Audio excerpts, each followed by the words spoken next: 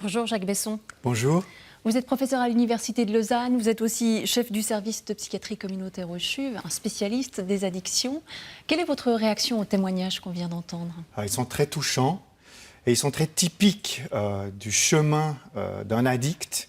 Et c'est plein de vérités à toutes sortes de niveaux sur la maladie, sur son rétablissement et sur les processus qui sont en jeu. Alors il y a à chaque fois des histoires personnelles, on en a entendu quelques-unes, mais comment est-ce qu'on tombe dans l'addiction? Est-ce qu'il y a des personnes qui sont plus vulnérables que d'autres? Alors, l'addiction est un trouble qui est caractérisé par la perte du contrôle des consommations, avec des symptômes comme l'envie impérieuse de consommer, ou des symptômes de manque ou de tolérance, c'est-à-dire qu'on doit prendre toujours plus, et qui est caractérisé par un mécanisme neurobiologique qui est l'automatisation. C'est-à-dire qu'on est au risque que ça devienne pris dans l'inconscient et que ce soit automatisé. Alors, les facteurs de risque pour les addictions sont de 3 ordres. Vous avez des risques génétiques.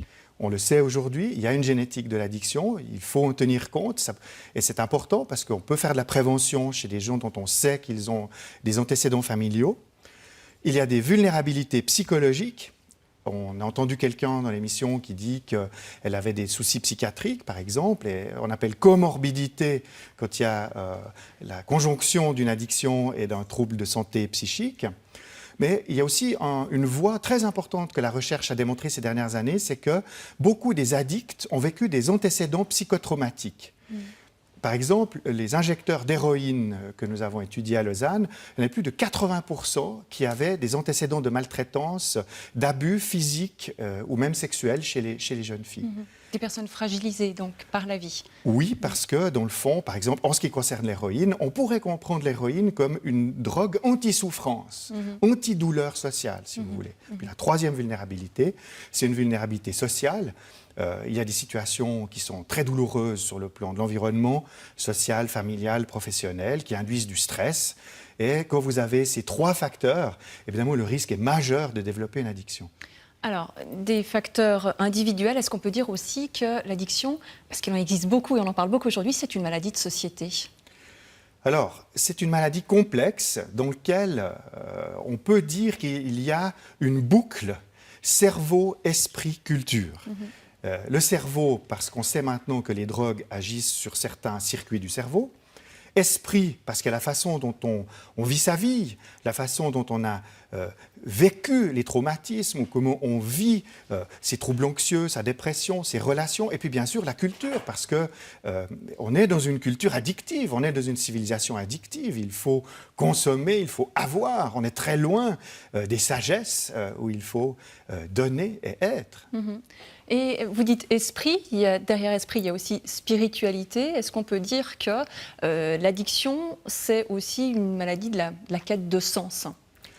Alors, c'est une tendance dans laquelle je suis très convaincu de présenter l'addiction aussi comme une pathologie du lien et une pathologie du sens.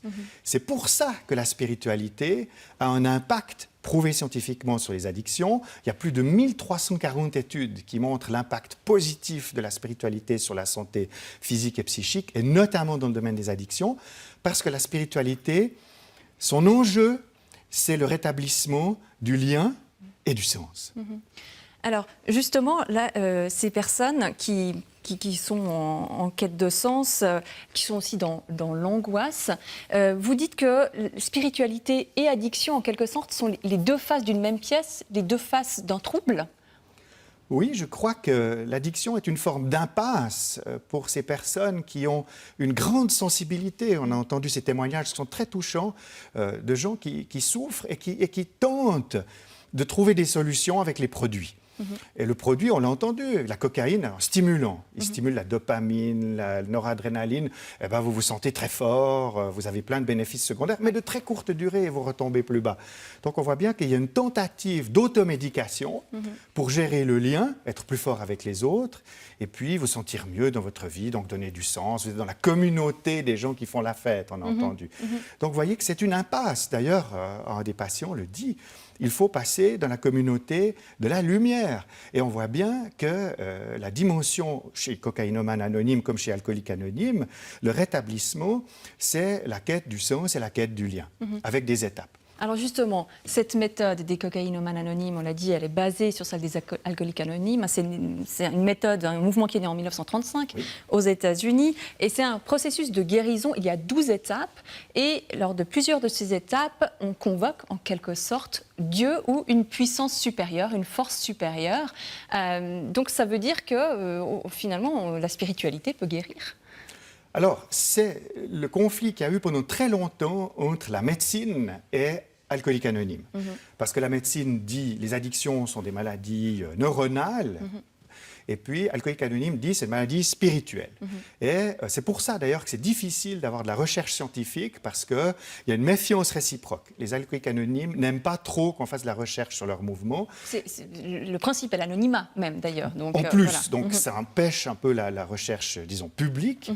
Mais la méfiance est réciproque. Les médecins se méfient des approches spirituelles. Donc, ça a donné beaucoup de retard dans ce domaine. Ce retard est en train de se combler autour des neurosciences. Mais nous y reviendrons tout à l'heure, parce que ce qui est intéressant, effectivement, dans les 12 étapes, c'est que ça se présente comme une psychothérapie cognitive. En fait, le premier constat que fait le patient, c'est que la drogue ou l'alcool est plus fort que lui. Donc, il y a une première prise... Dans le fond, il touche le fond. On appelle ça un changement de type 2. Les changements de type 1, c'est boire ou ne pas boire. Le changement de type 2, c'est j'en ai marre d'en avoir marre. Alors, c'est ce mouvement. Les patients dans l'émission le montrent extrêmement bien. Il y a un moment où ils touchent le fond. Ils se voient dans le miroir et il y a une prise de conscience. C'est vraiment le changement de type 2. Et alors, ils arrivent dans la communauté et les 12 étapes prennent en charge le besoin de lien et le besoin de sens. Et c'est structuré puisqu'on s'adresse à la puissance supérieure ou Dieu tel que nous le concevons. Mais la démarche est à la fois dans les contacts sociaux. Vous devez réparer les torts que vous avez commis. Vous devez retourner chez ceux que vous avez blessés. Et puis à la fin, la 12e étape, c'est venir en aide à ceux qui ont les mêmes problèmes que vous. Donc vous êtes tout à fait dans une psychothérapie cognitive du rétablissement par le lien reconstruit et par le sens retrouvé. Mais est-ce que ça marche? Parce que vous dites qu'il y a peu d'études qui peuvent être menées sur ce mouvement. Est-ce qu'on sait si ça a des bons résultats? Alors c'est très controversé à cause du manque d'études d'une part. On a une grande étude qui a été faite dans les années 90 aux États-Unis qui s'appelle l'étude Match. Une chose est sûre, AA est aussi efficace que les approches motivationnelles ou les psychothérapies cognitivo-comportementales. Donc en tout cas pas moins bon, mais ceux qui sont dans le groupe AA, ils ont pour la moitié d'entre eux un éveil spirituel qui va durer de manière pérenne et qui va s'inscrire dans un rétablissement de longue durée. Alors que pour les autres approches, on n'a pas de résultats sur les longs termes. Est-ce que ça veut dire qu'il faut cet éveil spirituel ou en tout cas cet intérêt pour cette dimension spirituelle pour que cette méthode-là fonctionne sur les patients? Alors, c'est un mystère. D'ailleurs, il y a un article qui s'appelle « Le mystère des alcooliques anonymes ». Et moi, qui suis un vieux clinicien qui ai fait plus de 30 ans de pratique, je ne sais pas encore, quand je reçois un addict, s'il pourra accéder à alcoolique anonyme, narcotique anonyme ou cocaïnomane anonyme, parce que moi, mon boulot de médecin, c'est de les accueillir sans condition, de les recevoir pour un projet de rétablissement.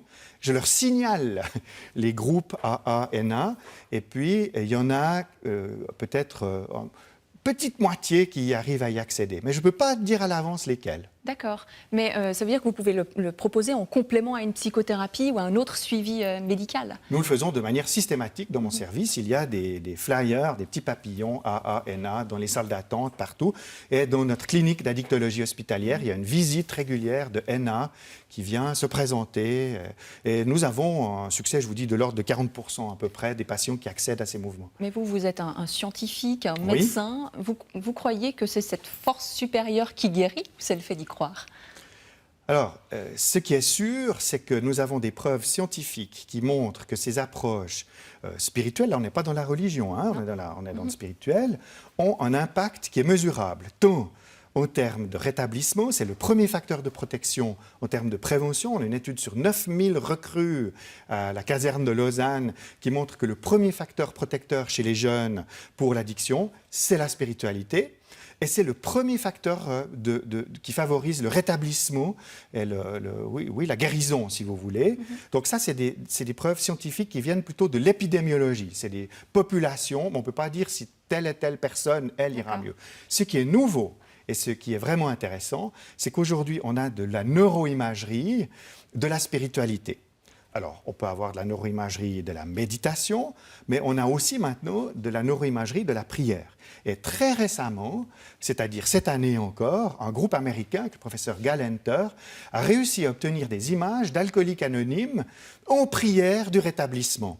Donc vous avez les mêmes images que celles qu'on a vues avec les patients qui se donnent la main et qui font la prière avec les 3 étages, la sérénité d'accepter les choses, le courage de les changer et la sagesse de faire la différence.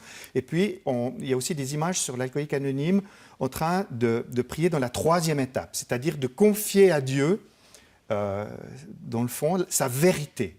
Et cette confiance en Dieu se marque en imagerie cérébrale dans des circuits de la relation, de la parole, de la confiance. Ça diminue l'anxiété, ça diminue l'envie de boire et ça améliore la capacité sociale, si vous voulez. Donc on voit qu'un alcoolique anonyme ou un narcotique anonyme entraîné développe des capacités de se dépasser, tant dans l'amitié et la communauté que de se dépasser dans les valeurs, puisqu'il s'agit de venir en aide à son prochain autour de problèmes de santé. Est-ce que vous pensez que ce genre d'études, ça va permettre de faire changer la communauté scientifique par rapport à sa réticence vis-à-vis de tout ce qui est intégration de la spiritualité dans la démarche thérapeutique ? Alors j'en suis sûr, et les premiers qui ont eu cette idée, c'est quand même les bouddhistes, puisque le Dalai Lama a rencontré M. Varela aux États-Unis, qu'ils ont fondé l'Institut Mind and Life, et ce sont les premiers, il y a déjà plus de 10 ans, peut-être même 15 ans, ils ont fait les premières images de moines tibétains en méditation profonde, etc. Mais maintenant, c'est en train de rapprocher d'autres religions.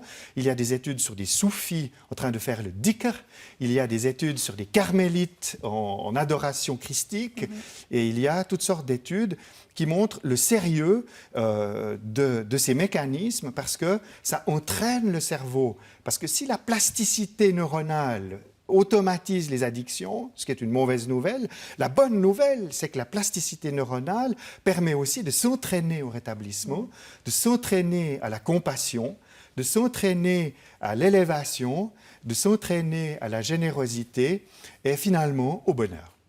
On doit conclure, mais je crois que vous-même, vous avez hésité avant d'entreprendre des études de médecine. Vous avez failli opter pour la théologie. On a dû vous prendre un peu pour quelqu'un de bizarre à l'époque, non ? J'ai beaucoup hésité entre la biologie et la théologie et j'ai trouvé la médiane en faisant la psychiatrie de l'addiction. Voilà, au cœur de l'esprit. Merci beaucoup, Jacques Besson, d'avoir participé à cette émission. Et vous pouvez trouver toutes les informations concernant les cocaïnomanes anonymes en Suisse sur leur site internet. Il s'affiche en ce moment au bas de votre écran. Et si vous souhaitez réagir à cette émission, vous pouvez nous envoyer un courriel à l'adresse foupacroire@rts.ch ou alors poster un message sur notre page Facebook.